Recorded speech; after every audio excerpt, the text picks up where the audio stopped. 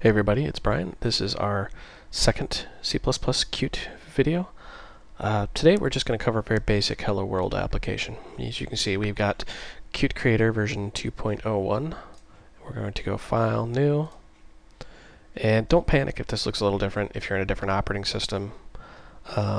Basic thing is the same. Just choose a Qt C++ project. Choose Console. We'll get to the GUI later.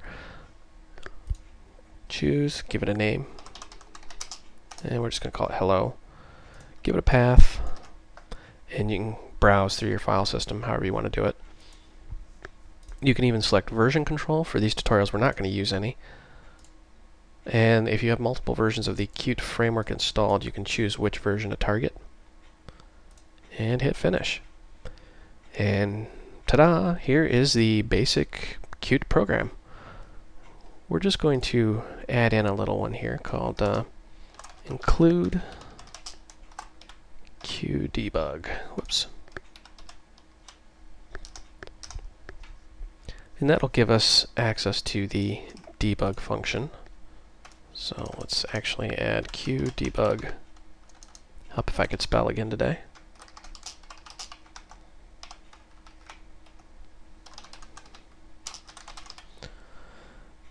And we had a little boo-boo there, forgive me. So it would be QDebug, notice the lowercase q, parentheses, and then we're going to bit shift out, hello world. And what we're actually doing here is creating a Q string, or just a string. Let's run this. I want you to actually see this thing run. Notice how it builds it, and there it runs it. And hello world. And you notice how the window didn't just magically disappear like it did in previous tutorials. That is the benefit of this guy right here, the QApplication. This is part of the Qt core framework. It's very complex, but we're going to get into this a little bit at a time. QApplication is the application itself. The main function starts, creates a instance of the QApplication in memory, called A, hands it the arguments, and then runs it, a.exec. This is a message loop. It just sits there forever and ever and ever waiting for you to close it. That's all you really need to know. I'll walk you through a little bit here. Build issues. There were none, fortunately. Application, you can see how it says starting and exited with code, and that's the exit code. And compile output.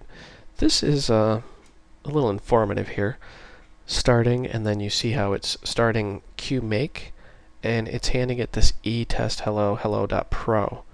What is that? Well, that's our project file up here. You notice this project file that got created. What happens is Qt will read your project file in, and this is generated automatically by Qt Creator. And you see we have some items in here. Let's go over these real quickly. Qt, we're plus equals, meaning we're adding the core framework. Qt minus equals, meaning we're removing the GUI portion.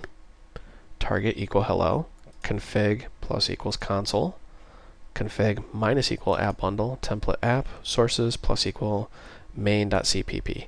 So what does this mean really? It means we're adding the core framework, removing the GUI, we're targeting the hello project. It's a console application, and we're adding the main.cpp source file in here, which is our application. That's it. Really, in a nutshell, that's all there is to it, to a very simple Qt application. Now, when you flip back into the project file, you notice how we're adding core. That gives us access to a whole lot of things.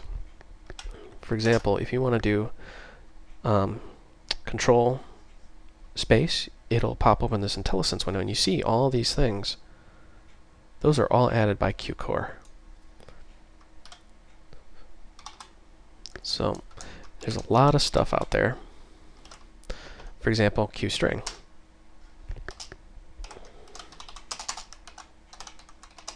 I'm just going to make a simple hello world.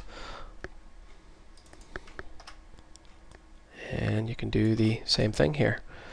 Now QString is part of the core framework, so you don't have to explicitly say include Qt core, include QString, because it's already there. It's part of the core framework. Let's run this and just verify that it runs. Sure enough, same results. Hello world. Well, this is Brian, and I'm going to keep this tutorial kind of short. I want you to play around a little bit with the Qt Creator and get familiar with its interface and just how to make a basic Hello World application. Thanks for watching.